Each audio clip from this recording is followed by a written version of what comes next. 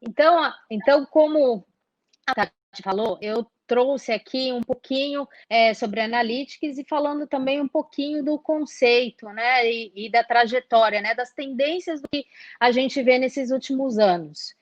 E para eu entrar nessas tendências, eu queria até fazer uma breve introdução do que a gente vê no contexto do mercado, não só de tecnologia, mas no mercado na indústria financeira, no mercado como um todo, né? Como a Tati falou, eu já tenho um pouquinho de rodagem aí, quase 20 anos, então algumas coisas eu peguei, né? Começo de década de 90, você via muito foco em produtos, né? Principalmente na parte de tecnologia, você falava em quê? Em vendas de software, de hardware, de coisas, de produtos materiais, né? O foco era muito isso, né? Microcomputadores. E aí, ao longo do desenvolvimento, a gente vê que teve uma virada, né, principalmente meados, né, da virada do milênio, anos 2000, onde a gente começa a falar de serviços, né, e começa a ter uma importância muito grande no mercado sobre serviços de consultoria, melhoria de processo, implementação de novas tecnologias. E com a evolução, né, nos próximos 10 anos, a gente começa a ver o quê? Um foco muito forte no cliente, né? Nos gostos do cliente, entender o comportamento do cliente, aí a gente começa a falar de gerenciamento, de relacionamento com o cliente. E de forma tímida, a gente começa a ensaiar o discurso de transformação digital através do e-commerce, né? Dos sites de vendas virtuais. E tudo isso trouxe para quê? Para que agora, nesse momento, os dados, todas as informações que foram geradas ao longo dessa evolução, traga uma quantidade enorme, um volume enorme de dados que podem trazer insights, né? Quando eu digo insights, são informações relevantes para uma tomada de decisão. E aí, com a vinda do Big Data, né, que até vou falar rapidamente, esse volume de informações aumentou exponencialmente. Então, cada vez mais se faz necessário você fazer um refinamento do que realmente é importante. Pode seguir para o próximo slide. Perfeito. Então, assim, quando a gente pega algumas referências de mercado, e aí eu falo de Gartner, Forbes, né, que ditam algumas tendências do mercado, o que eles falam, né? O Gartner, principalmente, ele fala que é muito importante a gente começar a associar conceitos de AI, como foi dito e explicado na apresentação anterior, às informações, aos dados que a gente tem de cliente. Né? E como que a gente faz isso? Através dos assistentes virtuais, através de chats, né? Chatbots, né? Onde você começa a usar conceitos de inteligência artificial para quê? Para buscar informações e conseguir mapear mais o comportamento do seu consumidor, por exemplo. Já a Forbes, ela fala que as empresas cada vez mais precisam ter a velocidade para entender, antecipar e ser proativo em relação ao comportamento do seu consumidor, ao comportamento do seu cliente. Porque quanto mais as empresas demorarem, mais você abre espaço para concorrência, né? Então, todos esses pontos, né? E ainda mais, como eu já tinha dito anteriormente, com a vinda do Big Data, as informações cresceram, né, de uma forma muito grande e as soluções precisam ser filtradas para que você possa trazer a informação que realmente é relevante, né, para que você consiga analisar o que realmente é relevante. Pode passar para o próximo slide. E aí, o que acontece? Aí a gente entra no desafio, né? Teve um salto muito grande de capacidade computacional quando a gente fala em Big Data. O volume de informações que a gente processa nas empresas aumentou muito. E ainda mais com a facilidade que a gente tem de se conectar com internet, de conseguir ter acesso fácil às informações através de mídias sociais também, né?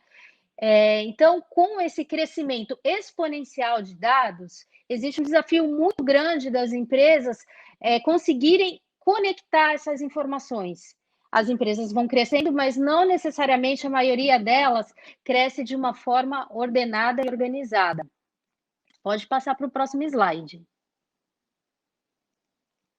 E aí que vem o desafio enorme, né, de todas as empresas, que é como que eu faço, como que eu estruturo as informações que eu tenho nas minhas aplicações para que elas se conversem e eu consiga tirar o melhor delas, a melhor informação delas, que vai me ajudar na tomada de decisão.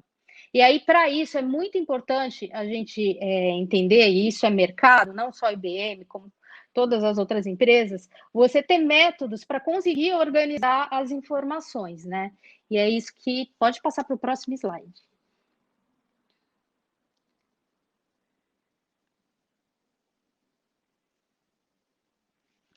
E é isso que a gente precisa ter em mente, né? Esse dado que é da Forbes é muito interessante, porque eles falam que, em média, 73% dos dados que as empresas geram não são relevantes. Então, por isso, cada vez mais é importante a gente conseguir captar as informações que são relevantes. Pode passar para o próximo. E aí, a perspectiva é que, nos próximos 5 anos, esse número vai aumentar exponencialmente. A gente está na casa dos terabytes, né? Daqui a 5 anos, a gente vai estar falando em petabyte. Então, se as empresas não pensarem hoje numa forma de organizar as informações para ter aquilo que realmente é importante, daqui a 5 anos isso vai ser crítico para qualquer empresa, né? Porque cada vez mais eles vão comprar computadores, recursos na nuvem, e não vai ser suficiente para tanta informação. Pode passar. E aí a gente entra num dilema, né? Se os dados são importantes porque eles geram informação, como que a gente faz para conseguir ter o melhor deles? Pode passar para o próximo. E aí e novamente, a gente enfatiza que é importante pensar nessa estratégia, né? De como que a gente vai olhar os dados. Pode ir para o próximo. E aí eu deixei esse slide só para mostrar que é importante você ter uma estrutura, ter métodos para conseguir analisar essas informações. Muita gente fala de inteligência artificial, de criação de algoritmos, de machine learning, né, que a gente vê falar muito na mídia, né? Só que é importante entender que isso é uma jornada. Você só vai conseguir ter resultados relevantes na sua solução de inteligência artificial se você estruturar muito bem os dados, estruturar muito bem o que você quer mostrar, né?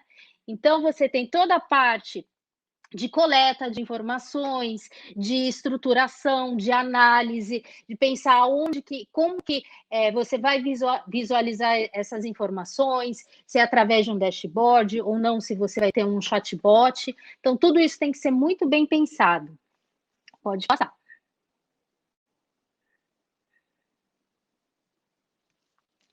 E aí, uma vez que você pensa em toda essa estrutura, na arquitetura de como seus dados vão estar organizados, aí vem a rotina de como que as informações funcionam, como que esse ciclo tem que funcionar dentro de uma empresa. Pode dar os próximos cliques, que aí eu explico de uma vez só. Então, como que acontece, né? Do seu lado esquerdo, você tem todo o fluxo de desenvolvimento de uma solução dentro de uma empresa, né? Um aplicativo novo, uma solução de contact center.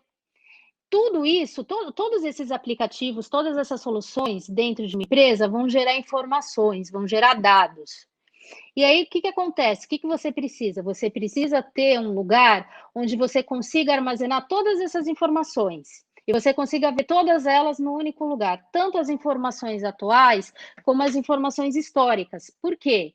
Com isso, você vai conseguir explorar todos esses dados de uma forma muito mais simples, fazer o refinamento das informações que são importantes para você, e aí sim aplicar uma inteligência. E aí, quando eu falo inteligência, seria aplicar um algoritmo de inteligência artificial, usando técnicas adequadas. E isso vai fazer o quê? Vai fazer com que você tenha informações relevantes para uma tomada de decisão e até retroalimentar toda a sua aplicação, toda a sua solução dentro de uma empresa. Tá, eu acho que você pode ir dando os cliques, porque aí ele monta o desenho inteiro. Mas a ideia é essa, né? Que você faça isso de uma forma contínua.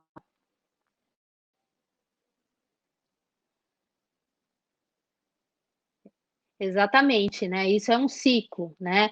E para você conseguir fazer com que essa roda gire, é importante você pensar na organização das informações. Agora, ainda está passando aqui.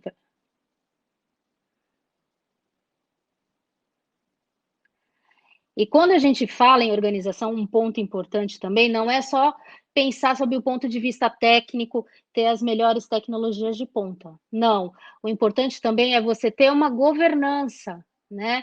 Você tenha áreas responsáveis por olhar aquela informação, por cuidar da segurança daquela informação, quem são as pessoas que podem ter acesso àquelas informações, por exemplo, informações financeiras, informações comerciais, que geralmente são informações estratégicas para uma empresa, nem todo mundo pode ter acesso. Que regras de segurança você coloca nisso, né? Até como hoje está se falando muito, né, nessas últimas semanas, de Lei Geral de Proteção de Dados, cada vez mais esse ponto vai ser muito pensado dentro das empresas. Nem tudo os funcionários podem ver, não são todos os funcionários que podem acessar todos os tipos de informação. Agora, acho que você pode passar que deve ir para o próximo slide, Tati. Tá cheio, tá com muita animação, né? Bom, falei um pouquinho da trajetória, falei um pouquinho das tendências, né? E pincelei um pouco dos métodos que a gente trabalha quando a gente fala de dados. E agora eu queria passar para vocês alguns casos de uso, né, de projetos, iniciativas que eu já trabalhei e que, dessa forma, eu acho que vocês vão conseguir entender a importância de você ter dados importantes, né? E como que você consegue aplicar inteligência neles, né? Então, eu trouxe um caso da indústria de bens de consumo, um caso da indústria médica e um caso de cibersegurança, né? Que até no momento que a gente vive hoje, com o Covid e acarretando o isolamento social, esse assunto está muito aparente, até mesmo porque a gente está cada vez mais acessando a internet, usando os recursos de internet e ficando cada vez mais vulneráveis, né? Bom, eu vou começar então com a parte de bens de consumo. Tati, pode dar o próximo clique que eu acho que ele vai. Isso, perfeito. O que acontece, né? Nesse caso, como que foi trabalhado, né? Como que eu consegui trabalhar e qual que era o cenário de negócio, né? O problema de negócio em questão. Uma indústria de bens de consumo, você geralmente tem várias famílias de produto, né? Você tem famílias de produto de protetor solar, de enxaguante bucal, como está aqui no slide, né? E você precisa fazer um planejamento de produção do que vai relacionado à melhor estratégia de produzir esses produtos. Classicamente, e isso muitas empresas de bens de consumo trabalhavam dessa forma e agora estão migrando para uma forma mais proativa, eles levavam em consideração dados históricos, dados do passado. Por exemplo, como que foi meu ano passado de vendas para protetor solar? Foi 10? Então eu vou colocar, um exemplo, 5% de aumento na minha produção e vai ser isso. Só que essa era uma forma clássica, só que hoje em dia, se você quer estar mais atento às necessidades do seu cliente, não é a forma mais inteligente, né? Hoje em dia, é importante você considerar outras variáveis no seu processo para você fazer um cálculo de planejamento de produção.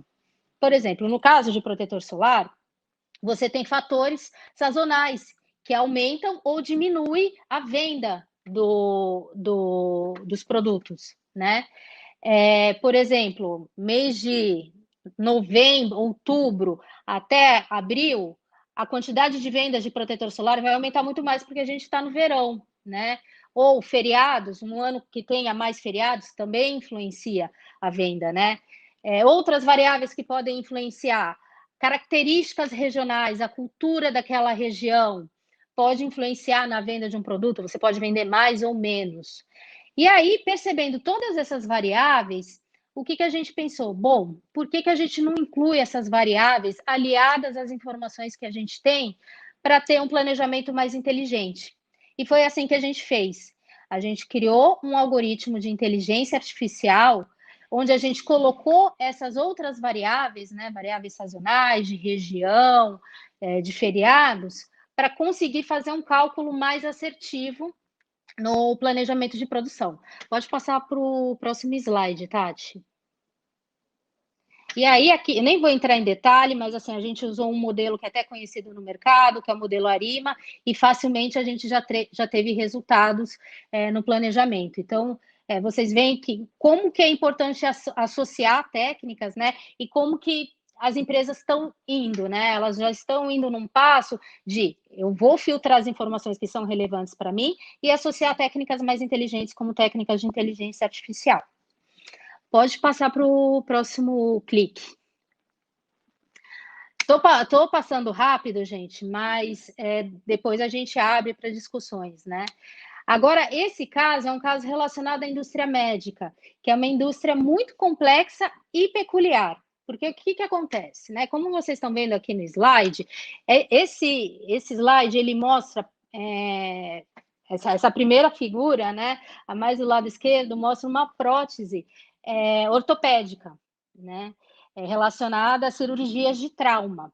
E como que funciona, né? Quando você precisa fazer uma cirurgia no joelho, quadril, o médico ele não vai saber que tipo de prótese, que tipo de pino exatamente você vai utilizar antes da cirurgia. Na maioria dos casos, ele vai saber disso no momento que a cirurgia ocorre.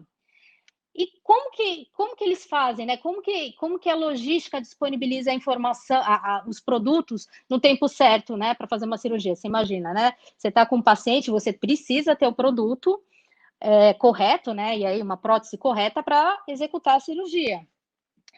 Então, a indústria médica trabalha com kits hospitalares, né? Que é um conjunto de vários pinos, vários tipos de prótese que é utilizado no momento da cirurgia e aí sim o médico escolhe o produto correto para usar. E aí tem todo o processo de logística para disponibilizar os kits cirúrgicos no hospital e depois tem o processo de contabilização para saber o que foi usado. Cada caixa dessas, gente, a gente está falando de muito dinheiro, não é pouco dinheiro, a gente está falando de milhões aqui, porque, enfim, são produtos muito sofisticados, fabricados de forma sofisticada, então é um processo logístico muito caro. E o planejamento de logística desse processo também é altamente caro. Qualquer redução no custo do processo de supply chain, né, do processo de logística desse setor, você vai ter uma lucratividade muito alta. E aí, pensando nisso, o que a gente chegou à conclusão? Vamos associar técnicas de inteligência artificial para que me determine a melhor rota para disponibilizar esses kits de hospitais para a sala de cirurgia, né? Para os hospitais, né? Porque ainda mais esse mercado médico, ele é altamente sensível, porque se você não disponibiliza o produto, você pode impactar uma cirurgia, você vai estar impactando em vidas, né? Então, é algo que não pode falhar. E, ao mesmo tempo, não falhar não significa que precisa ser mais caro. Então, pode passar para o próximo slide.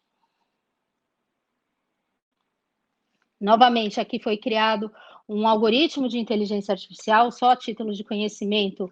O modelo que foi usado como base foi o Simulated Annealing, que o objetivo principal era determinar a quantidade certa que esses kits hospitalares precisavam estar dentro dos hospitais e também dentro dos centros de distribuições para que não tivesse falta desses kits. E qual a melhor composição desses kits, né? Qual o melhor tipo de kit que precisaria estar dentro desses centros de distribuição, né? De uma forma que fosse econômica. Pode passar para o próximo slide. E o último caso que eu trago aqui é um caso de cibersegurança, como eu até tinha falado para vocês. cada vez, ainda mais no momento que a gente está hoje, a quantidade de vulnerabilidades que estão aparecendo, quando eu digo vulnerabilidades, são ataques de hackers, né? Aumentou muito, aumentou consideravelmente, né? Não sei, entre vocês, né? Entre vocês, seus amigos, provavelmente alguém já deve ter ouvido: ai, meu cartão foi clonado durante o isolamento social, porque eu estava usando para comprar um produto, sei lá, no Mercado Livre ou na internet, né?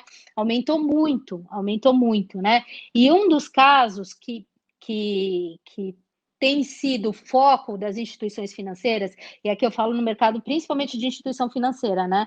Porque nesse momento são os que estão sendo bastante impactados, é o caso que a gente chama de atacante silencioso ou insider, que são vulnerabilidades que ocorrem dentro da empresa, dentro do banco. Então, é um funcionário que está clicando num link de um e-mail indevido e que abre porta para um hacker.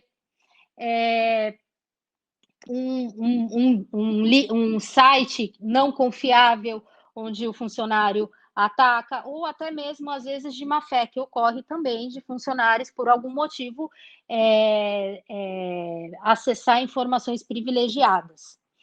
Então, nesse caso, e todo esse caso é um dos casos clássicos, né? O que mais ocorre dentro do mundo de cibersegurança. Se você vê dentro de uma instituição, a maioria das vulnerabilidades acaba ocorrendo de dentro, né? E para esse caso, a gente novamente associou um algoritmo de inteligência artificial e com técnicas para acessar dados em tempo real, para conseguir fazer esse monitoramento de comportamentos fora do padrão.